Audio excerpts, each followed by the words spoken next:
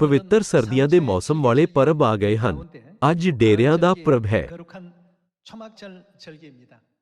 구약의 모든 내용을 통해서 바라보게 되면 ਪੁਰਾਣੇ ਨੇਮ ਵਿੱਚ ਪਰਮੇਸ਼ਵਰ ਨੇ ਉਸ ਦਿਨ ਨੂੰ ਪ੍ਰਾਸਚਿਤ ਦੇ ਦਿਨ ਦੇ ਰੂਪ ਵਿੱਚ ਨਿਯੁਕਤ ਕੀਤਾ ਜਦੋਂ ਮੂਸਾ 10 ਹੁਕਮਾਂ ਦੀ ਦੂਸਰੀਆਂ ਤਕਤੀਆਂ ਨਾਲ ਸੀਨੇ ਪਹਾੜ ਤੋਂ ਹੇਠਾਂ ਆਇਆ ਕਿ ਉਹ ਤੰਬੂ ਦਾ ਨਿਰਮਾਣ ਕਰੇ। 보관할 성막을 이제 짓게 됩니다.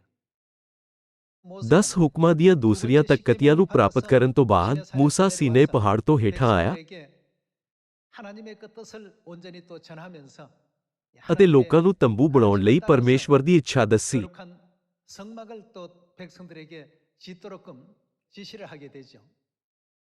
ਇੱਕ ਹਫ਼ਤੇ ਤੱਕ ਲੋਕਾਂ ਨੇ ਲਗਨ ਨਾਲ ਸਾਰੀਆਂ ਸਮੱਗਰੀਆਂ ਨੂੰ ਇਕੱਠਾ ਕੀਤਾ। 성막절 그 모든 재료들을 모으게 됩니다. ਇਹ ਘਟਨਾ ਡੇਰਿਆਂ ਦੇ ਪਰਬ ਦਾ ਆਧਾਰ ਬਣੀ। 이 초막절 절기의 그 유래가 되는 것이죠. ਨਵੇਂ ਨੇਮ ਵਿੱਚ ਡੇਰਿਆਂ ਦੇ ਪਰਬ ਲਈ ਇਕੱਠਾ ਕੀਤੀਆਂ ਗਈਆਂ ਸਾਰੀਆਂ ਸਮੱਗਰੀਆਂ ਪਰਮੇਸ਼ਵਰ ਦੇ ਲੋਕਾਂ ਨੂੰ ਦਰਸਾਉਂਦੀਆਂ ਹਨ। 재료들은 하나님의 백성들을 표상한다고 이렇게 성경은 알려주고 있습니다. ਅਸੀਂ ਡੇਰਿਆਂ ਦੇ ਪਰਬ ਦੁਆਰਾ ਆਪਣੇ ਗੁਆਚੇ ਹੋਏ ਸਵਰਗੀ ਪਰਿਵਾਰ ਦੇ ਲੋਕਾਂ ਨੂੰ ਲੱਭਣ ਅਤੇ ਉਹਨਾਂ ਨੂੰ ਸਵਰਗ ਦੇ ਰਾਜ ਵਿੱਚ ਲੈ ਜਾਣ ਦੀ ਪਰਮੇਸ਼ਵਰ ਦੀ ਇੱਛਾ ਨੂੰ ਦੇਖ ਸਕਦੇ ਹਾਂ। 완성된 그 역사를 이 초막절을 통해서 하나님께서 이루시겠다는 뜻이라고 볼 수 있겠습니다. ਇਸ ਲਈ ਕਿਉਂਕਿ ਇਹ ਸਾਡੇ ਲਈ ਸਬਬ ਹੈ, ਸਾਨੂੰ ਪਵਿੱਤਰ ਆਤਮਾ ਦੇ ਸਭ ਹਥਿਆਰਾਂ ਨੂੰ ਧਾਰਨ ਕਰਨਾ ਚਾਹੀਦਾ ਹੈ। 성령의 능력에 전신갑주를 덧입어야 되겠습니다. ਇਹ ਮਿਸ਼ਨ ਪਵਿੱਤਰ ਆਤਮਾ ਦੇ ਬਿਨਾਂ ਪੂਰਾ ਨਹੀਂ ਕੀਤਾ ਜਾ ਸਕਦਾ ਹੈ। 역사심이 없이는 이룰 수 없는 이와 같은 ਇਸ ਲਈ ਕੀ ਪਰਮੇਸ਼ਵਰ ਨੇ ਡੇਰਿਆਂ ਦੇ ਪਰਬ ਤੇ ਪਿਛਲੀ ਬਰਸਾਤ ਦੇ ਪਵਿੱਤਰ ਆਤਮਾ ਨੂੰ ਦੇਣ ਦਾ ਵਾਅਦਾ ਨਹੀਂ ਕੀਤਾ ਹੈ। 또 이 초막절 아니겠습니까? ਡੇਰਿਆਂ ਦੇ ਪਰਬ ਦੁਆਰਾ ਆਓ ਅਸੀਂ ਪਵਿੱਤਰ ਆਤਮਾ ਦੀ ਸ਼ਕਤੀ ਦੀ ਭਾਲ ਕਰੀਏ ਅਤੇ ਪਵਿੱਤਰ ਆਤਮਾ ਦੀ ਕਿਰਪਾ ਪ੍ਰਾਪਤ ਕਰੀਏ। 은총도 많이 받으셔서 그동안 우리 힘으로만 하려고 했던 일들 ਕੁਝ ਅਜਿਹੇ ਕੰਮ ਹੋਣਗੇ ਜਿਨ੍ਹਾਂ ਨੂੰ ਅਸੀਂ ਆਪਣੀ ਸ਼ਕਤੀ ਨਾਲ ਪੂਰਾ ਕਰਨ ਦੀ ਕੋਸ਼ਿਸ਼ ਕੀਤੀ ਹੋਵੇਗੀ, ਪਰ ਹੁਣ ਤੋਂ ਸਾਨੂੰ ਕੀ ਕਰਨਾ ਚਾਹੀਦਾ ਹੈ? 그런 생각을 다 버리고 이 모든 ਮੈਂ ਤੁਹਾਡੇ ਅੱਗੇ ਇਮਾਨਦਾਰੀ ਨਾਲ ਬੇਨਤੀ ਕਰਦਾ ਹਾਂ ਕਿ ਇਸ ਤਰ੍ਹਾਂ ਦੀ ਜ਼ਿੱਦ ਨੂੰ ਛੱਡੀਏ ਅਤੇ ਇਹ ਸਮਝਾਏ ਕਿ ਇਹ ਕੰਮ ਪਰਮੇਸ਼ਵਰ ਦੀ ਸ਼ਕਤੀ ਨਾਲ ਪੂਰਾ ਕਰਦਾ ਹੈ। 늦은 비 성령을 ਸਾਨੂੰ ਪਿਛਲੀ ਬਰਸਾਤ ਦੇ ਪਵਿੱਤਰ ਆਤਮਾ ਲਈ ਪ੍ਰਾਰਥਨਾ ਕਰਨੀ ਚਾਹੀਦੀ ਹੈ ਤਾਂ ਜੋ ਹਰ ਮੈਂਬਰ, 모든 가정 ਹਰ ਪਰਿਵਾਰ ਅਤੇ ਹਰ ਚਰਚ ਪਵਿੱਤਰ ਆਤਮਾ ਪ੍ਰਾਪਤ ਕਰ ਸਕਣ ਅਤੇ ਸ਼ਕਤੀਸ਼ਾਲੀ ਰੂਪ ਨਾਲ ਖੁਸ਼ਖਬਰੀ ਦੀ ਤੂਰੀ ਵਜਾ ਸਕਣ। 더욱더 힘 있는 복음의 그 나팔을 불 수 있기를 이 시간 또 간절히 부탁을 드리겠습니다. ਆਓ ਅਸੀਂ ਬਾਈਬਲ ਦੁਆਰਾ ਡੇਰਿਆਂ ਦੇ ਪਰਬ ਦੀ ਸ਼ੁਰੂਆਤ ਅਤੇ ਇਸਰਾਏਲੀਆਂ ਦੁਆਰਾ ਇਸ ਪਰਬ ਨੂੰ ਪੂਰੇ ਕਰਨ ਦੇ ਤਰੀਕੇ ਬਾਰੇ ਅਧਿਐਨ ਕਰੀਏ। 이루어 왔는지 우리 성경의 가르침을 통해서 확인해 보도록 하겠습니다. ਸਭ ਤੋਂ ਪਹਿਲਾਂ ਆਓ ਅਸੀਂ ਕੂਚ ਅਧਿਆਇ 36 ਖੋਲੀਏ। 열어보도록 하겠습니다. 출애굽기 ਕੂਚ ਅਧਿਆਇ 36 ਅਧਿਆਇ 36 ਵਚਨ 1 ਵਿੱਚ ਇਹ ਲਿਖਿਆ ਹੈ, ਬਸਲੇਲ ਅਹਾਲਿਆਬ ਅਤੇ ਸਾਰੇ ਬੁੱਧਵਾਨ ਮਨੁੱਖ ਕੰਮ ਕਰਨ। ਯਹੋਵਾਹ ਨੇ ਉਹਨਾਂ ਨੂੰ ਬੁੱਧ ਅਤੇ ਸਮਝ ਦਿੱਤੀ ਕਿ ਉਹ ਜਾਣਨ ਪਈ ਪਵਿੱਤਰ ਅਸਥਾਨ ਦੀ ਉਪਾਸਨਾ ਦਾ ਸਾਰਾ ਕੰਮ ਯਹੋਵਾਹ ਦੇ ਸਾਰੇ ਹੁਕਮਾਂ ਅਨੁਸਾਰ ਕਿਵੇਂ ਕਰਨਾ ਹੈ। 알게 하심을 입은 자들은 여호와의 명하신 대로 할 것이라. ਫਿਰ ਮੂਸਾ ਨੇ ਬਸਲੇਲ ਅਹਾਲਿਆਬ ਅਰ ਸਾਰੇ ਬੁੱਧਵਾਨ ਮਨੁੱਖਾਂ ਨੂੰ ਜਿਨ੍ਹਾਂ ਦੇ ਮਨਾਂ ਵਿੱਚ ਯਹੋਵਾਹ ਨੇ ਬੁੱਧ ਦਿੱਤੀ ਸੀ ਸੱਦਿਆ, ਅਰਥਾਤ ਸਾਰੇ ਜਿਨ੍ਹਾਂ ਦੇ ਮਨਾਂ ਨੇ ਉਹਨਾਂ ਨੂੰ ਪ੍ਰੇਰਿਆ ਪਈ ਉਹ ਨੇੜੇ ਆ ਕੇ ਇਹ ਕੰਮ ਕਰਨ। 하려고 마음에 원하는 모든 자를 부르매 ਉਹਨਾਂ ਨੇ ਮੂਸਾ ਦੇ ਅੱਗੋਂ ਸਾਰੀਆਂ ਭੇਟਾਂ ਨੂੰ ਜਿਨ੍ਹਾਂ ਨੂੰ ਇਸਰਾਏਲੀਆਂ ਨੇ ਪਵਿੱਤਰ ਅਸਥਾਨ ਦੀ ਉਪਾਸਨਾ ਦੇ ਕੰਮ ਨੂੰ ਪੂਰਾ ਕਰਨ ਲਈ ਲਿਆਂਦਾ ਸੀ ਲੈ ਲਿਆ, ਪਰ ਉਹ ਉਹਦੇ ਕੋਲ ਹਰ ਸਵੇਰ ਨਨ ਖੁਸ਼ੀ ਦੀਆਂ ਭੇਟਾਂ ਵਾਫਰ ਲਿਆਉਂਦੇ ਰਹੇ। 자원하는 예물을 연하여 가져오는 거로 ਤਾਂ ਸਾਰੇ ਬੁੱਧਵਾਨ ਜਿਹੜੇ ਪਵਿੱਤਰ ਅਸਥਾਨ ਦਾ ਸਾਰਾ ਕੰਮ ਕਰਦੇ ਸਨ ਆਪੋ ਆਪਣੇ ਕੰਮ ਤੋਂ ਜਿਹੜਾ ਉਹ ਕਰਦੇ ਸਨ ਆਏ। 모세에게 구하여 가로되 ਅਤੇ ਉਹਨਾਂ ਨੇ ਮੂਸਾ ਨੂੰ ਆਖਿਆ ਕਿ ਲੋਕ ਉਪਾਸਨਾ ਦੇ ਕੰਮ ਦੀ ਲੋੜ ਤੋਂ ਜਿਹਦਾ ਯਹੋਵਾਹ ਨੇ ਬਣਾਉਣ ਦਾ ਹੁਕਮ ਦਿੱਤਾ ਹੈ ਵਾਫਰ ਲਿਆਉਂਦੇ ਹਨ। ਤਾਂ ਮੂਸਾ ਨੇ ਹੁਕਮ ਦਿੱਤਾ ਔਰ ਉਹਨਾਂ ਨੇ ਇਹ ਆਖ ਕੇ ਸਾਰੇ ਡੇਰੇ ਵਿੱਚ ਹੋਕਾ ਫਿਰਾਇਆ ਪਈ ਮਨੁੱਖ ਅਤੇ ਇਸਤਰੀਆਂ ਪਵਿੱਤਰ ਅਸਥਾਨ ਦੀ ਭੇਟਾਂ ਲਈ ਹੋਰ ਪ੍ਰਬੰਧ ਨਾ ਕਰਨ। ਸੋ ਲੋਕ ਲਿਆਉਣ ਤੋਂ ਹਟ ਗਏ। ਮੂਸਾ ਨੇ ਸੀਨੇ ਪਹਾੜ ਤੋਂ ਹੇਠਾਂ ਆਉਣ ਤੋਂ ਬਾਅਦ ਉਸਨੇ 10 ਹੁਕਮਾਂ ਨੂੰ ਰੱਖਣ ਲਈ ਇੱਕ ਤੰਬੂ ਤਿਆਰ ਕੀਤਾ। ਇਸ ਤਰ੍ਹਾਂ ਉਸਨੇ ਲੋਕਾਂ ਤੋਂ ਸਾਰੀਆਂ ਸਮੱਗਰੀਆਂ ਨੂੰ ਇਕੱਠਾ ਕੀਤਾ। ਕੁਝ ਲੋਕਾਂ ਨੇ ਕੱਪੜਾ ਬਣਾਉਣ ਲਈ ਧਾਗਾ ਬੁਣਿਆ ਅਤੇ ਕੁਝ ਨੇ ਤੰਬੂ ਲਈ ਕਈ ਤਰ੍ਹਾਂ ਦੇ ਬਰਤਨ ਬਣਾਏ।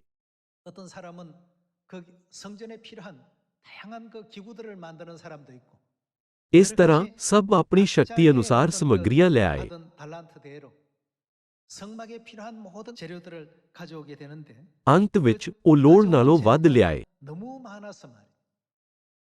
ਕਿਉਂਕਿ ਉਹ ਲੋੜ ਨਾਲੋਂ ਵੱਧ ਸੀ, ਇਸ ਲਈ ਮੂਸਾ ਨੇ ਪੂਰੀ ਮੰਡਲੀ ਵਿੱਚ ਹੁਕਮ ਦਿੱਤਾ ਕਿ ਉਹਨਾਂ ਨੂੰ ਲਿਆਉਣਾ ਬੰਦ ਕਰ ਦਿੱਤਾ ਜਾਵੇ। 그만 가져와도 된다라고 이렇게 정지시키는 이와 같은 역사까지 벌어지게 되었습니다. ਸਵਰਗੀ ਲੋਕ ਡੇਰਿਆਂ ਦੇ ਪਰਬ ਦੀਆਂ ਸਮੱਗਰੀਆਂ ਹਨ। 하늘 백성들 하나님께서 이제는 ਉਹ ਸਮਾਂ ਆਵੇਗਾ ਜਦੋਂ ਪਰਮੇਸ਼ਵਰ ਐਲਾਨ ਕਰਨਗੇ, ਖੁਸ਼ਖਬਰੀ ਦਾ ਕੰਮ ਪੂਰਾ ਹੋ ਗਿਆ ਹੈ। 바로 그 순간이 반드시 오게 됩니다. ਉਦੋਂ ਤੱਕ ਇੱਕ ਹੋਰ ਆਤਮਾ ਨੂੰ ਬਚਾਉਣ ਲਈ ਸਾਨੂੰ ਕੀ ਕਰਨਾ ਚਾਹੀਦਾ ਹੈ? 어떻게 해야 되겠습니까? ਜਦੋਂ ਤੱਕ ਪਰਮੇਸ਼ਵਰ ਆਪਣਾ ਐਲਾਨ ਨਹੀਂ ਕਰਦੇ, ਉਦੋਂ ਤੱਕ ਸਾਨੂੰ ਆਪਣੇ ਗੁਆਚੇ ਹੋਏ ਭਰਾਵਾਂ ਅਤੇ ਭੈਣਾਂ ਨੂੰ ਜਲਦੀ ਲੱਭਣਾ ਚਾਹੀਦਾ ਅਤੇ ਜ਼ਿਆਦਾ ਪਾਪੀਆਂ ਦੀ ਤੋਬਾ ਵੱਲ ਅਗਵਾਈ ਕਰਨੀ ਚਾਹੀਦੀ ਹੈ। 죄인들을 더 많이 회개시켜서 하나님 품으로 인도할 수 있는 우리 모두가 되어야 되겠습니다. ਆਓ ਅਸੀਂ ਤੰਬੂ ਦੇ ਨਿਰਮਾਣ ਬਾਰੇ ਜਾਣਨ ਲਈ ਅਧਿਆਇ 35 ਵਚਨ 4 ਦੇਖੀਏ। 4절로 한번 말씀 옮겨 보도록 하겠습니다. ਅਧਿਆਇ 35 ਵਚਨ 4। ਮੂਸਾ ਨੇ ਇਸਰਾਏਲੀਆਂ ਦੀ ਸਾਰੀ ਮੰਡਲੀ ਨੂੰ ਆਖਿਆ ਕਿ ਜਿਹੜੀ ਗੱਲ ਦਾ ਯਹੋਵਾਹ ਨੇ ਹੁਕਮ ਦਿੱਤਾ ਹੈ ਉਹ ਇਹ ਹੈ। ਨਿਰਮਾਣ ਕਰਨ ਦਾ ਹੁਕਮ ਕਿਸ ਨੇ ਦਿੱਤਾ? ਜਿਵੇਂ ਕਿ ਅਸੀਂ ਦੇਖ ਸਕਦੇ ਹਾਂ, ਮੂਸਾ ਨੇ ਸਿਰਫ ਲੋਕਾਂ ਨੂੰ ਪਰਮੇਸ਼ਵਰ ਦਾ ਹੁਕਮ ਦੱਸਿਆ। ਵਚਨ 5, ਤੁਸੀਂ ਆਪਣਿਆਂ ਵਿੱਚੋਂ ਯਹੋਵਾਹ ਲਈ ਭੇਟ ਲਿਓ। ਜੇ ਦੇ ਮਨ ਦੀ ਪਾਉਣੀ ਹੋਵੇ ਉਹ ਯਹੋਵਾਹ ਲਈ ਭੇਟ ਲਿਆਵੇ। ਉਹਨਾਂ ਨੂੰ ਮਜਬੂਰ ਨਹੀਂ ਕੀਤਾ ਗਿਆ। ਜੇ ਦੇ ਮਨ ਨੂੰ ਪਾਉਣੀ ਹੋਵੇ, ਸੋਨਾ ਚਾਂਦੀ ਪਿੱਤਲ ਅਰ ਨੀਲੇ ਬੈਂਗਣੀ ਕਿਰਚੀ ਮਹੀਨ ਕਤਾਨ ਅਤੇ ਪਸ਼ਮ ਅਰ ਛਤਰਿਆਂ ਦੀਆਂ ਲਾਲ ਰੰਗੀਆਂ ਹੋਈਆਂ ਖੱਲਾਂ ਅਰ ਬੱਕਰਿਆਂ ਦੀਆਂ ਖੱਲਾਂ ਅਰ ਸ਼ਟੀਮ ਦੀ ਲੱਕੜੀ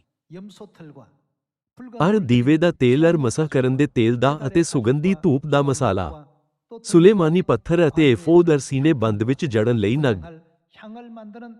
ਤੁਹਾਡੇ ਵਿੱਚੋਂ ਹਰ ਇੱਕ ਛਤਰਾ ਆਵੇ ਅਰ ਸਭ ਕੁਝ ਜਿਹਦਾ ਯਹੋਵਾਹ ਨੇ ਹੁਕਮ ਦਿੱਤਾ ਹੈ ਬਣਾਵੇ। ਡੇਹਰਾ ਅਰ ਉਸ ਦਾ ਤੰਬੂ ਅਰ ਉਸ ਦਾ ਢੱਕਣ ਅਰ ਉਸ ਦੀਆਂ ਕੁੰਡੀਆਂ ਅਰ ਉਸ ਦੀਆਂ ਫੱਟੀਆਂ ਅਰ ਉਸ ਦੇ ਹੋੜੇ, ਉਸ ਦੀਆਂ ਥੰਮੀਆਂ ਅਰ ਉਸ ਦੀਆਂ ਚੀਥੀਆਂ, ਸੰਦੂਕ ਅਤੇ ਉਸ ਦੀਆਂ ਚੋਬਾਂ, ਪ੍ਰਾਸਚਿਤ ਦਾ ਸਰਪੋਸ਼ ਅਰ ਓਟ ਦਾ ਪਰਦਾ, ਮੇਜ਼ ਅਤੇ ਉਸ ਦੀਆਂ ਚੋਬਾਂ ਅਤੇ ਉਸ ਦਾ ਸਾਰਾ ਸਮਾਨ ਅਤੇ ਹਜ਼ੂਰੀ ਦੀ ਰੋਟੀ, ਸ਼ਮਾਦਾਨ ਚਾਨਣਾ ਦੇਣ ਲਈ ਅਤੇ ਉਸ ਦਾ ਸਮਾਨ ਅਰ ਉਸ ਦੇ ਦੀਵੇ ਅਤੇ ਚਾਨਣ ਲਈ ਤੇਲ, ਧੂਪ ਦੀ ਜਗਵੇਦੀ ਅਤੇ ਉਸ ਦੀਆਂ ਚੋਬਾਂ ਅਤੇ ਮਸਹ ਕਰਨ ਦਾ ਤੇਲ, ਸੁਗੰਧੀ ਧੂਪ ਅਤੇ ਡੇਹਰੇ ਦੇ ਦਰਵਾਜ਼ੇ ਕੋਲ ਬੂਹੇ ਦੀ ਓਟ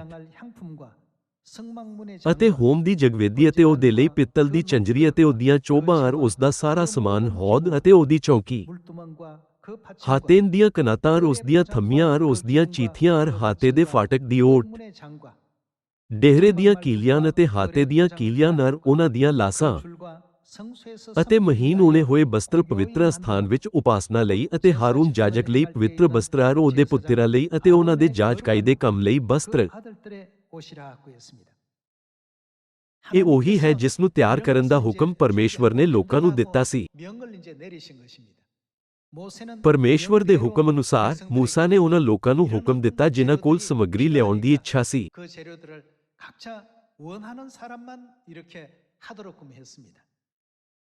ਆਓ ਅਸੀਂ ਵਚਨ 20 ਪੜ੍ਹੀਏ।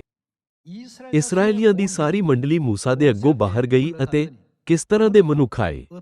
ਸਾਰੇ ਮਨੁੱਖ ਜਿਨ੍ਹਾਂ ਦੇ ਮਨਾਂ ਨੇ ਉਹਨਾਂ ਨੂੰ ਪ੍ਰੇਰਿਆ ਆਏ ਅਤੇ ਜਿਨ੍ਹਾਂ ਦੇ ਆਤਮਾ ਨੇ ਉਸ ਦੀ ਪਾਉਣੀ ਕੀਤੀ। ਇਹ ਜ਼ਬਰਦਸਤੀ ਨਹੀਂ ਕੀਤਾ ਗਿਆ। ਇਸ ਯੁੱਗ ਵਿੱਚ ਸਾਨੂੰ ਇਸ ਕੰਮ ਨੂੰ ਜ਼ਬਰਦਸਤੀ ਨਹੀਂ ਕਰਨਾ ਚਾਹੀਦਾ ਹੈ। ਸਾਡੀ ਖੁਸ਼ਖਬਰੀ ਦਾ ਕੰਮ ਇੱਕ ਡੂੰਘੀ ਸਮਝ ਦਾ ਨਤੀਜਾ ਹੈ। ਇਹ ਸਾਨੂੰ ਆਪਣੀ ਮਰਜ਼ੀ ਨਾਲ ਆਪਣੇ ਮਿਸ਼ਨ ਨੂੰ ਪੂਰਾ ਕਰਨ ਲਈ ਪ੍ਰੇਰਿਤ ਕਰਦਾ ਹੈ।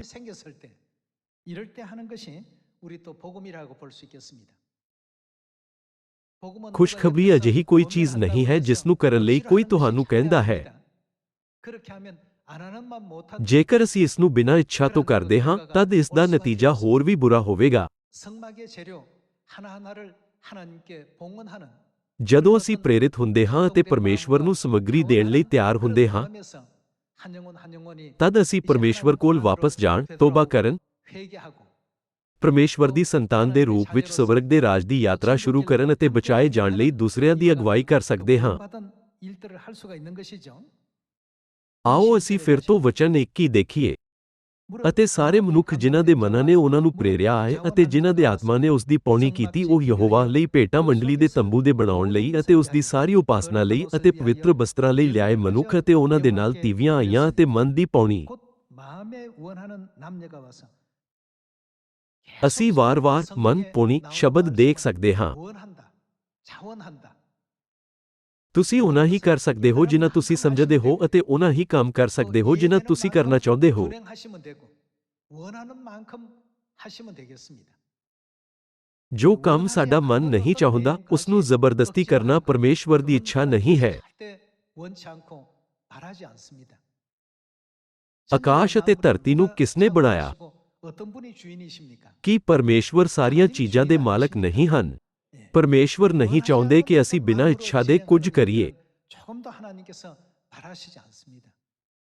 ਪਰਮੇਸ਼ਵਰ ਨੇ ਸਾਨੂੰ ਇਸ ਲਈ ਨਹੀਂ ਬੁਲਾਇਆ ਕਿਉਂਕਿ ਉਹ ਇਕੱਲੇ ਖੁਸ਼ਖਬਰੀ ਦਾ ਕੰਮ ਨਹੀਂ ਕਰ ਸਕਦੇ ਸੀ। 이루지 못하셔서 우리를 부르신 것이 아니고 ਉਹਨਾਂ ਨੇ ਸਾਨੂੰ ਸਵਰਗੀ ਪਾਪੀਆਂ ਨੂੰ ਕੀ ਦਿੱਤਾ? 할 수 있는 뭘 ਉਹਨਾਂ ਨੇ ਸਾਨੂੰ ਤੋਬਾ ਕਰਨ ਦਾ ਮੌਕਾ ਦਿੱਤਾ।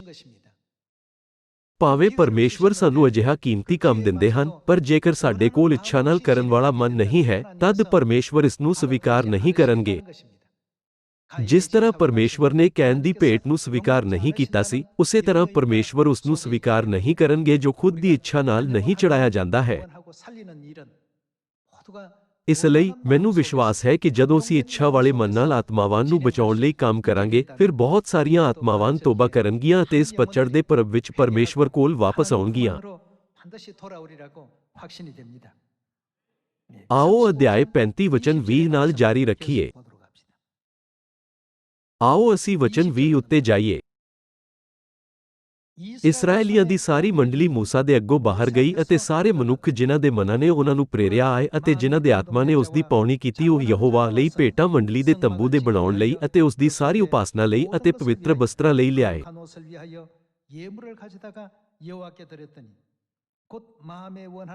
ਮਨੁੱਖ ਅਤੇ ਉਹਨਾਂ ਦੇ ਨਾਲ ਤੀਵੀਆਂ ਆਈਆਂ ਅਤੇ ਮਨ ਦੀ ਪੌਣੀ ਨਾਲ ਜੁਗਨੀਆਂ, ਨੱਥਾਂ, ਛਾਪਾਂ ਅਤੇ ਹਾਰ, ਸਾਰੇ ਸੋਨੇ ਦੇ ਗਹਿਣੇ ਲਿਆਏ। ਯਾਰ ਸਾਰੇ ਮਨੁੱਖਾਂ ਨੇ ਯਹੋਵਾ ਲਈ ਸੋਨੇ ਦੀਆਂ ਭੇਟਾਂ ਦਿੱਤੀਆਂ।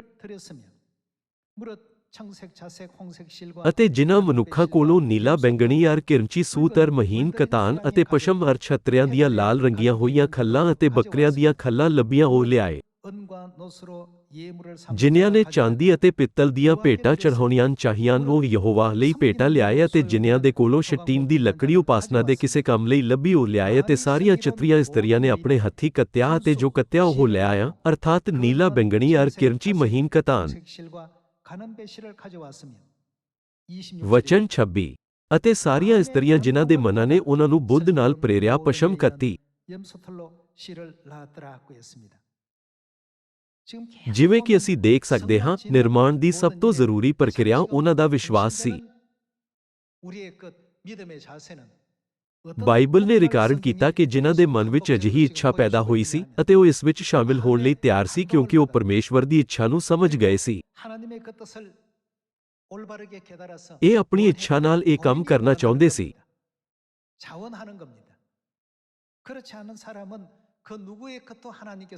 ਪਰਮੇਸ਼ਵਰ ਉਹਨਾਂ ਲੋਕਾਂ ਦੀਆਂ ਭੇਟਾਂ ਨੂੰ ਅਸਵੀਕਾਰ ਕਰਦੇ ਹਨ ਜੋ ਇੱਛਕ ਨਹੀਂ ਹਨ। ਪਰਮੇਸ਼ਵਰ ਦੀ ਕਿਰਪਾ ਨੂੰ ਯਾਦ ਕਰਦੇ ਹੋਏ ਜਿਨ੍ਹਾਂ ਨੇ ਸੋਨੇ ਦੇ ਵੱਛੇ ਦੀ ਪੂਜਾ ਕਰਨ ਦੇ ਉਹਨਾਂ ਦੇ ਪਾਪਾਂ ਨੂੰ ਮਾਫ ਕੀਤਾ, ਅਤੇ ਕਿਵੇਂ ਪਰਮੇਸ਼ਵਰ ਨੇ ਉਹਨਾਂ ਨੂੰ 10 ਹੁਕਮ ਦੀਆਂ ਦੂਸਰੀਆਂ ਪੱਥਰ ਦੀਆਂ ਪੱਟੀਆਂ ਦਿੱਤੀਆਂ। ਹਰ ਸ਼ਬਦ ਉਹਨਾਂ ਲਈ ਬਹੁਤ ਕੀਮਤੀ ਸੀ। ਇਸ ਤਰ੍ਹਾਂ ਇਸਰਾਏਲੀ ਜਿਨ੍ਹਾਂ ਦੇ ਪਾਪ ਮਾਫ ਕੀਤੇ ਗਏ ਸੀ, ਤੰਬੂ ਦਾ ਨਿਰਮਾਣ ਕਰਨਾ ਚਾਹੁੰਦੇ ਸੀ ਕਿਉਂਕਿ ਇਹ 10 ਹੁਕਮਾਂ ਲਈ ਸੀ।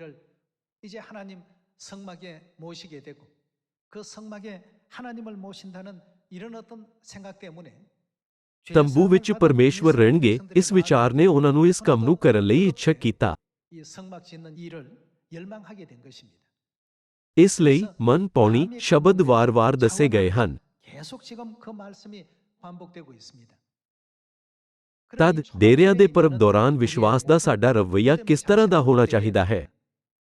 우리가 일주일 동안 ਸਾਡੇ ਗੁਆਚੇ ਹੋਏ ਭਰਾਵਾਂ ਅਤੇ ਭੈਣਾਂ ਨੂੰ ਲੱਭਣ ਲਈ ਇੱਕ ਹਫ਼ਤੇ ਲਈ ਸਾਮਰੀਆ ਵਿੱਚ ਅਤੇ ਧਰਤੀ ਦੇ ਬਨੇ ਤੀਕੁਰ ਖੁਸ਼ਖਬਰੀ ਫੈਲਾਉਣਾ ਮੂਸਾ ਦੇ ਸਮੇਂ ਦੌਰਾਨ ਪਰਮੇਸ਼ਵਰ ਨੂੰ ਤੰਬੂ ਲਈ ਸਮੱਗਰੀ ਨੂੰ ਲਗਨ ਨਾਲ ਚੜਾਉਣ ਵਾਂਗ ਹੋਵੇਗਾ। 성막 짓는 재료를 정성껏 하나님께 하나하나씩 또 봉헌해 드리는 이와 같은 일과 동일한 일이 되겠습니다. 그 일이 ਸਾਡੇ 역시 ਕੋਲ ਕਿਸ 어떤 ਤਰ੍ਹਾਂ ਦਾ 마음으로 ਰਵੱਈਆ ਹੋਣਾ 이루어지겠습니까? ਚਾਹੀਦਾ ਹੈ? 자원하는 마음과 ਇੱਕ ਇੱਛਕ ਅਤੇ ਖੁਸ਼ਹਾਲ ਮਨ। 이 기뻐하는 마음.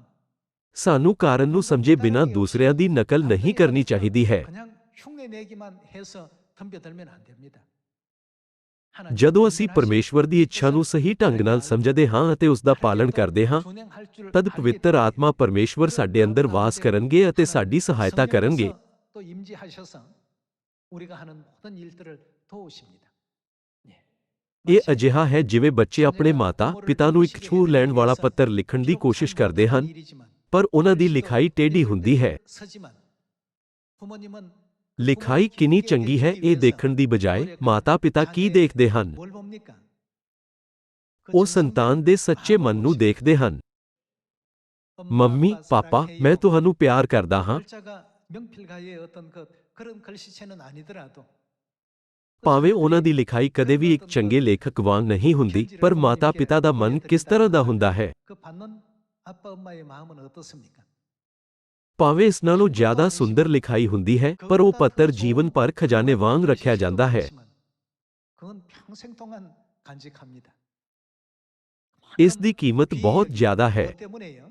ਅਜਿਹਾ ਕਿਉਂ ਹੈ? 그 순간 부모님을 향했던 ਜਿਸ ਤਰ੍ਹਾਂ ਮਾਤਾ-ਪਿਤਾ ਉਸ ਸਮੇਂ ਨੂੰ ਯਾਦ ਰੱਖਦੇ ਹਨ ਜਦੋਂ ਉਹਨਾਂ ਦੇ ਬੱਚਿਆਂ ਨੇ ਉਹਨਾਂ ਨੂੰ ਖੁਸ਼ ਕਰਨ ਦੀ ਕੋਸ਼ਿਸ਼ ਕੀਤੀ, ਉਸ ਤਰ੍ਹਾਂ ਅਜਿਹਾ ਨਹੀਂ ਹੈ ਕਿ ਪਰਮੇਸ਼ਵਰ ਮਨੁੱਖ ਜਾਤੀ ਨੂੰ ਇਕੱਠਾ ਨਹੀਂ ਕਰ ਸਕਦੇ, ਇਸ ਲਈ ਉਹ ਸਾਡੀ ਕੋਸ਼ਿਸ਼ ਚਾਹੁੰਦੇ ਹਨ। ਸਾਨੂੰ ਇਹ ਨਹੀਂ ਭੁੱਲਣਾ ਚਾਹੀਦਾ ਹੈ ਕਿ ਪਰਮੇਸ਼ਵਰ ਸਾਨੂੰ ਮੌਕਾ ਦੇ ਰਹੇ ਹਨ। 잊으면 안 되겠죠. ਇਸ ਲਈ ਜੇਕਰ ਅਸੀਂ ਡੇਰਿਆਂ ਦੇ ਪਰਬ ਦੌਰਾਨ ਆਪਣੀ ਇੱਛਾ ਨਾਲ ਉਹਨਾਂ ਦੀ ਮਹਿਮਾ ਕਰਦੇ ਹਾਂ, ਤਾਂ ਮੈਨੂੰ ਵਿਸ਼ਵਾਸ ਹੈ ਕਿ ਪਰਮੇਸ਼ਵਰ ਸਾਨੂੰ ਉਹਨਾਂ ਨੂੰ ਚੜ੍ਹਾਉਣ ਲਈ ਬਹੁਤ ਸਾਰੇ ਇਨਾਮ ਦੇਣਗੇ। 초막절이 된다면 정말 하나님께서 서고도 남을 만큼의 충만한 어떤 예물들로서 가득히 또 채워주시리라 확신이 됩니다. ਆਓ ਅਸੀਂ ਪੁਰਾਣੇ ਨੇਮ ਵਿੱਚ ਡੇਰਿਆਂ ਦੇ ਪਰਬ ਦੇ ਕੁਝ ਨਿਯਮਾਂ ਦੀ ਜਾਂਚ ਕਰੀਏ। 구약의 절기의 그 규례를 몇 가지만 살펴보도록 하겠습니다. ਆਓ ਅਸੀਂ ਲੇਵੀਆਨ ਦੀ ਪੋਥੀ ਅਧਿਆਇ 23 ਉੱਤੇ ਜਾਈਏ। ਲੇਵੀਆਨ ਦੀ ਪੋਥੀ ਅਧਿਆਇ 23 ਵਚਨ 33। ਤਾਂ ਯਹੋਵਾ ਮੂਸਾ ਨਾਲ ਬੋਲਿਆ ਕਿ ਇਸਰਾਏਲੀਆਂ ਨੂੰ ਬੋਲ ਕੇ ਇਸੇ 7ਵੇਂ ਮਹੀਨੇ ਦੀ 15ਵੀਂ ਮਿਤੀ ਨੂੰ, ਅੱਜ ਪਵਿੱਤਰ ਕੈਲੰਡਰ ਦੇ ਅਨੁਸਾਰ 7ਵੇਂ ਮਹੀਨੇ ਦਾ 15ਵਾਂ ਦਿਨ ਹੈ। ਇਸ ਦਿਨ ਯਹੋਵਾ ਦੇ ਅੱਗੇ 7 ਦਿਨ ਤੋੜੀ ਡੇਰਿਆਂ ਦਾ ਪਰਬ ਹੋਵੇ। 성력 7월 15일입니다. 7월 15일은 초막절이니 ਪਹਿਲੇ ਦਿਨ ਨੂੰ ਪਵਿੱਤਰ ਮੇਲਾ ਹੋਵੇ, ਤੁਸਾਂ ਉਸ ਦੇ ਵਿੱਚ ਕੋਈ ਕੰਮ ਧੰਦਾ ਨਾ ਕਰਨਾ। 7 ਦਿਨ ਤੋੜੀ ਤੁਸੀਂ ਯਹੋਵਾ ਦੇ ਅੱਗੇ ਇੱਕ ਅੱਗ ਦੀ ਭੇਟ ਚੜ੍ਹਾਉਣੀ। 8ਵੇਂ ਦਿਨ ਤੁਹਾਡੇ ਲਈ ਪਵਿੱਤਰ ਮੇਲਾ ਹੋਵੇ ਅਤੇ ਤੁਸਾਂ ਯਹੋਵਾ ਦੇ ਅੱਗੇ ਇੱਕ ਅੱਗ ਦੀ ਭੇਟ ਚੜ੍ਹਾਉਣੀ। ਇਹ ਇੱਕ ਖਾਸ ਮੇਲੇ ਦਾ ਦਿਨ ਹੈ, ਤੁਸਾਂ ਉਸ ਦੇ ਵਿੱਚ ਕੋਈ ਕੰਮ ਧੰਦਾ ਨਾ ਕਰਨਾ। 이는 거룩한 대회라. ਜਿਹੜੇ ਤੁਸਾਂ ਪਵਿੱਤਰ ਮੇਲਿਆਂ ਦਾ ਹੋਕਾ ਦੇਣਾ ਹੈ, ਭਈ ਯਹੋਵਾ ਦੇ ਅੱਗੇ ਅੱਗ ਦੀ ਭੇਟ ਅਤੇ ਹੋਮ ਦੀ ਭੇਟ ਅਤੇ ਮੈਦੇ ਦੀ ਭੇਟ ਅਤੇ ਬਲੀ ਅਤੇ ਪੀਣ ਦੀਆਂ ਭੇਟਾਂ ਸਭੋ ਆਪੋ ਆਪਣਿਆਂ ਦਿਨਾਂ ਵਿੱਚ ਇਹੋ ਪਰਬ ਹਨ। 전제를 각각 그날에 여호와께 화제로 드릴지니라.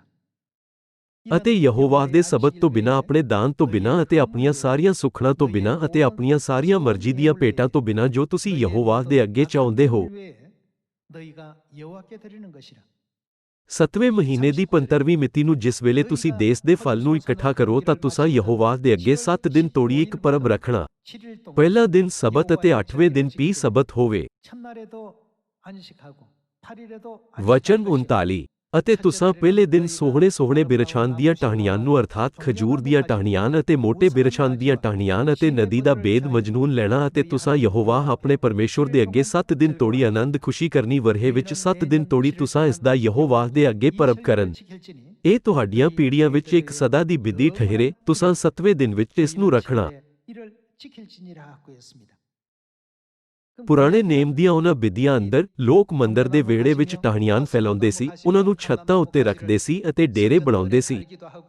지붕 위에 이렇게 얹기도 하고 이렇게 해서 초막을 이제 짓는 이와 같은 기념 행사가 있었습니다.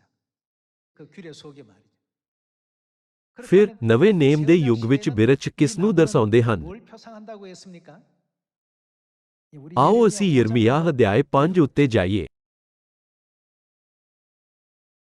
하나님은 ਆਓ 그렇게 ਅਸੀਂ ਅਧਿਆਇ 5 ਵਚਨ 14 ਵਿੱਚ ਇਸ ਦਾ ਜੋੜਾ ਵਚਨ ਦੇਖੀਏ। ਅਧਿਆਇ 5 ਵਚਨ 14 ਵਿੱਚ ਲਿਖਿਆ ਹੈ, ਮੈਂ ਯਹੋਵਾ ਸੈਨਾਨ ਦਾ ਪਰਮੇਸ਼ੁਰ ਯੂੰ ਫਰਮਾਉਂਦਾ ਹੈ ਇਸ ਲਈ ਕਿ ਤੁਸਾਂ ਇਹ ਬਚਨ ਆਖਿਆ ਹੈ, ਵੇਖ ਮੈਂ ਇਹਨਾਂ ਗੱਲਾਂ ਨੂੰ ਤੇਰੇ ਮੂੰਹ ਵਿੱਚ ਅੱਗ ਬਣਾ ਦਿੰਦਾ ਹਾਂ, ਅਤੇ ਇਸ ਪਰਜਾ ਨੂੰ, ਉਹ ਕੀ ਹੈ? ਲੱਕੜੀ, ਇਹ ਉਹਨਾਂ ਨੂੰ ਖਾ ਜਾਵੇਗੀ। ਜਿਵੇਂ ਕਿ ਅਸੀਂ ਦੇਖ ਸਕਦੇ ਹਾਂ, ਪਰਮੇਸ਼ਵਰ ਨੇ ਆਪਣੇ ਲੋਕਾਂ ਦੀ ਤੁਲਨਾ ਲੱਕੜੀ ਨਾਲ ਕੀਤੀ ਹੈ।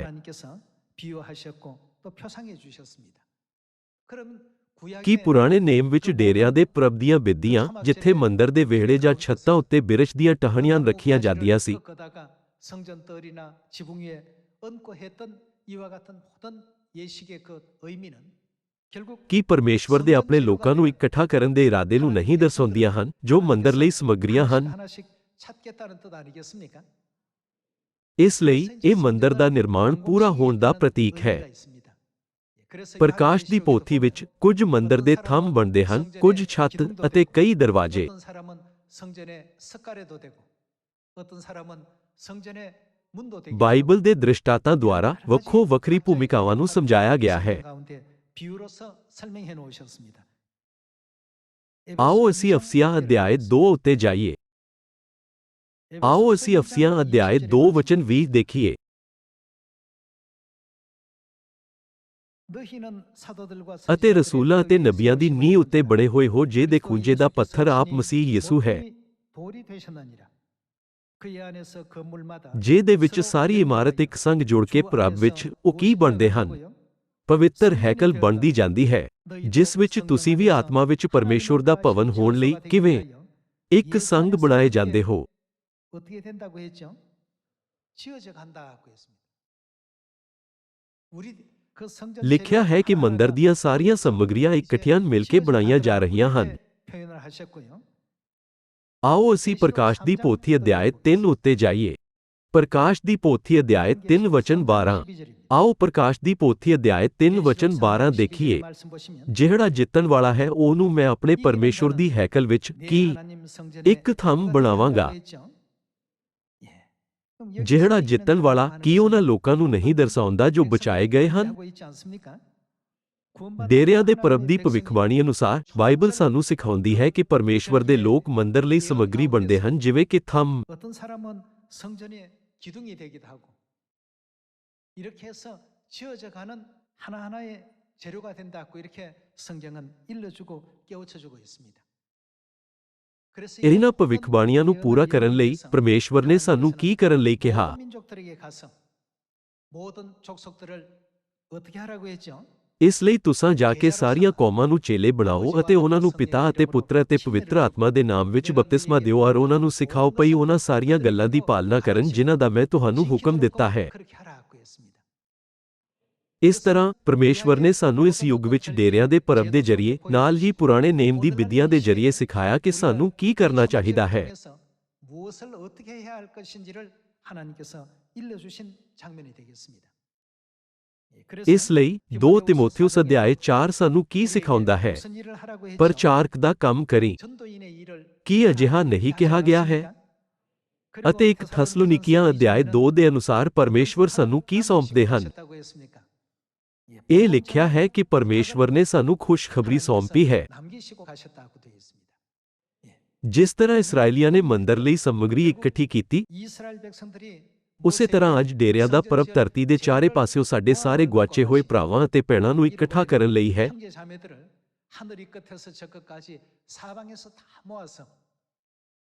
ਤਾਂ ਜੋ ਉਹ ਯਰੂਸ਼ਲਮ ਮੰਦਰ ਲਈ ਉੱਤਮ ਸਮੱਗਰੀ ਬਣ ਸਕਣ।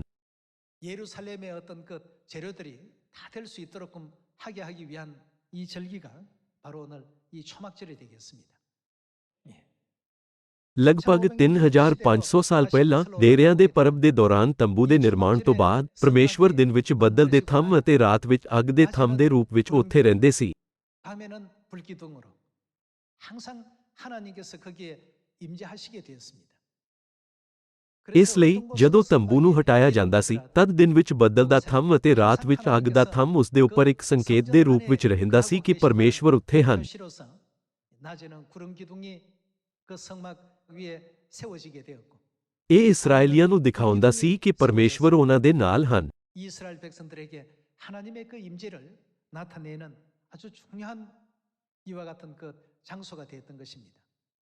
복음의 그 모든 ਖੁਸ਼ਖਬਰੀ ਦੀ 역사와 ਸੇਵਕਾਈ ਵਿੱਚ ਅਜਿਹੀਆਂ ਚੀਜ਼ਾਂ ਹਨ ਜੋ ਮਨੁੱਖ ਦੀ ਕਾਬਲੀਅਤ ਨਾਲ ਅਸੰਭਵ ਹਨ। 부분이 한계가 있습니다. ਅਸੀਂ ਖੁਦ ਤੋਂ ਆਪਣੇ ਸਰੀਰ ਦੀ ਦੇਖਭਾਲ ਵੀ ਨਹੀਂ ਕਰ ਸਕਦੇ, ਨਾ ਹੀ ਅਸੀਂ ਆਪਣੇ ਪਾਪਾਂ ਦੀ ਮਾਫੀ ਪਾ ਸਕਦੇ ਹਾਂ। 죄사함 받을 수 있는 이와 같은 그 길로 나아가지 못하는 존재가 우리들입니다. ਹਾਲਾਂਕਿ ਪਰਮੇਸ਼ਵਰ ਨੇ ਸਾਡੇ ਉੱਤੇ ਆਪਣੀ ਕਿਰਪਾ ਬਰਸਾਈ ਅਤੇ ਸਾਨੂੰ ਮੌਕਾ ਦਿੱਤਾ। 은혜를 베푸시고 기회를 부여해 주셨습니다. ਪਰਮੇਸ਼ਵਰ ਨੇ ਨਾ ਸਿਰਫ ਸਾਡੇ ਪਾਪਾਂ ਨੂੰ ਮਾਫ ਕੀਤਾ, ਬਲਕਿ ਸਾਨੂੰ ਦੂਸਰਿਆਂ ਲਈ ਪ੍ਰਾਸ਼ਚਿਤ ਕਰਨ ਦਾ ਰਾਹ ਖੋਲ੍ਹਣ ਲਈ ਵੀ ਕਿਹਾ। 그 길을 열어주라고 했습니다. ਕੋਈ ਪ੍ਰਚਾਰ ਨਾ ਕਰੇ ਤਦ ਉਹ ਕਿਵੇਂ ਵਿਸ਼ਵਾਸ ਕਰ ਸਕਦੇ ਹਨ ਜਾਂ ਸੁਣ ਸਕਦੇ ਹਨ? 어찌 믿을 수가 있겠습니까? ਜੇਕਰ ਕੋਈ ਪਿਤਾ ਜਾਂ ਨਵੇਂ ਨੇਮ ਜਾਂ ਰਾਜ ਦੀ ਖੁਸ਼ਖਬਰੀ ਦਾ ਪ੍ਰਚਾਰ ਨਹੀਂ ਕਰਦਾ ਤਦ ਕੋਈ ਕਿਵੇਂ ਵਿਸ਼ਵਾਸ ਕਰ ਸਕਦਾ ਹੈ? 우리가 들을 수 있겠으며 어찌 믿을 수가 있겠냐고 했습니다.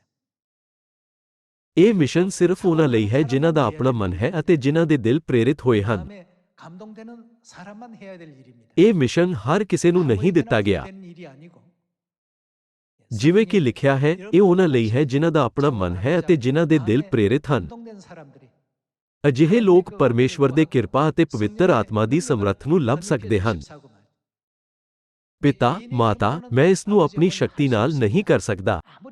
ਮੈਂ ਕਿੰਨੀ ਵੀ ਕੋਸ਼ਿਸ਼ ਕਰ ਲਵਾਂ, ਮੇਰਾ ਮੂੰਹ ਨਹੀਂ ਖੁੱਲਦਾ ਅਤੇ ਮੇਰੇ ਵਿੱਚ ਹੌਂਸਲੇ ਦੀ ਕਮੀ ਹੈ। 능력을 덧입혀 주셔서 ਕਿਰਪਾ ਕਰਕੇ ਮੈਨੂੰ ਪਵਿੱਤਰ ਆਤਮਾ ਧਾਰਨ ਕਰਨ ਦਿਓ ਤਾਂ ਜੋ ਮੈਂ ਇਸ ਮਿਸ਼ਨ ਨੂੰ ਪੂਰਾ ਕਰ ਸਕਾਂ। 좀 변화 입혀 주십시오. ਕਿਰਪਾ ਕਰਕੇ ਮੈਨੂੰ ਬਦਲ ਦਿਓ। 이렇게 열심히 ਮੈਨੂੰ ਆਸ ਹੈ ਕਿ ਇਸ ਤਰ੍ਹਾਂ ਦੀ ਇਮਾਨਦਾਰ ਪ੍ਰਾਰਥਨਾਵਾਂ ਦੇ ਜ਼ਰੀਏ ਅਸੀਂ ਪਿਛਲੀ ਬਰਸਾਤ ਦਾ ਪਵਿੱਤਰ ਆਤਮਾ ਪ੍ਰਾਪਤ ਕਰਾਂਗੇ ਅਤੇ ਇਸ ਸਾਲ ਖੁਸ਼ਖਬਰੀ ਛੇਤੀ ਪੂਰੇ ਸੰਸਾਰ ਵਿੱਚ ਫੈਲਾ ਸਕਾਂਗੇ। 신속히 또 전파될 수 있는 복된 이 한 해가 꼭 되기를 바라겠습니다. ਡੇਰਿਆਂ ਦਾ ਪਰਬ ਤੰਬੂ ਦੇ ਨਿਰਮਾਣ ਦੀ ਯਾਦ ਕਰਾਉਂਦਾ ਹੈ ਅਤੇ ਨਵੇਂ ਨੇਮ ਦੇ ਅਨੁਸਾਰ ਇਸ ਵਿੱਚ ਪਵਿੱਤਰ ਆਤਮਾ ਦੀ ਆਸ਼ੀਸ਼ ਸ਼ਾਮਲ ਹੈ। 성령의 축복이 약속되어 있는 이 절기입니다. ਕਿਉਂਕਿ ਸਾਨੂੰ ਪਵਿੱਤਰ ਆਤਮਾ ਦੀ ਬਹੁਤਾਤ ਵਿੱਚ ਕਿਰਪਾ ਪ੍ਰਾਪਤ ਹੁੰਦੀ ਹੈ, ਇਸ ਲਈ ਆਓ ਅਸੀਂ ਸਿਰਫ ਸੰਸਾਰਿਕ ਚੀਜ਼ਾਂ ਉੱਤੇ ਹੀ ਧਿਆਨ ਨਾ ਕਰੀਏ। ਇਸ ਦੇ ਬਜਾਏ ਸਵਰਗ ਦੀ ਆਸ ਨਾਲ ਆਓ ਅਸੀਂ ਆਪਣੇ ਪਰਿਵਾਰ, ਰਿਸ਼ਤੇਦਾਰਾਂ ਅਤੇ ਆਪਣੇ ਅੰਡੀਆਂ ਗੁਆਂਢੀਆਂ ਨੂੰ ਵੀ ਪ੍ਰਚਾਰ ਕਰੀਏ। 언니가 있으면 언니야. ਮੇਰੀ ਭੈਣ, ਕੀ ਤੁਸੀਂ ਸਿੱਖਣਾ ਚਾਹੁੰਦੇ ਹੋ ਕਿ ਸਵਰਗ ਕਿਵੇਂ ਜਾਣਾ ਹੈ? ਮੇਰੇ ਭਰਾ, ਆਓ ਅਸੀਂ ਸਵਰਗ ਦੇ ਰਾਜ ਦਾ ਰਾਹ ਸਿੱਖੀਏ। ਇਸ ਧਰਤੀ ਉੱਤੇ ਜੀਵਨ ਮਹੱਤਵਪੂਰਨ ਹੈ, ਪਰ ਕੀ ਇਹ ਬਿਲਕੁਲ ਥੋੜਾ ਨਹੀਂ ਹੈ? 너무 순간이고 잠깐이지 않느냐?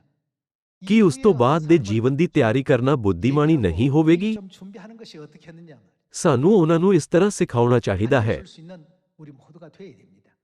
ਸੀਯੋਨ ਦੇ ਸਾਰੇ ਭਰਾਵਾਂ ਤੇ ਭੈਣਾਂ ਨਾਲ ਇਸ ਡੇਰਿਆਂ ਦੇ ਪਰਬ ਦੇ ਜ਼ਰੀਏ ਪੂਰੇ ਸਾਮਰੀਆ ਤੇ ਧਰਤੀ ਦੇ ਬੰਨੇ ਤਿਕੁਰ ਪਰਮੇਸ਼ਵਰ ਦੀ ਸ਼ਕਤੀ ਚਮਕਾਉਣ ਦੀ ਬੇਨਤੀ ਕਰਦੇ ਹੋਏ ਮੈਂ ਅੱਜ ਦੇ ਉਪਦੇਸ਼ ਨੂੰ ਸਮਾਪਤ ਕਰਨਾ ਚਾਹੁੰਦਾ ਹਾਂ। ਤੁਹਾਡਾ ਬਹੁਤ ਬਹੁਤ ਧੰਨਵਾਦ।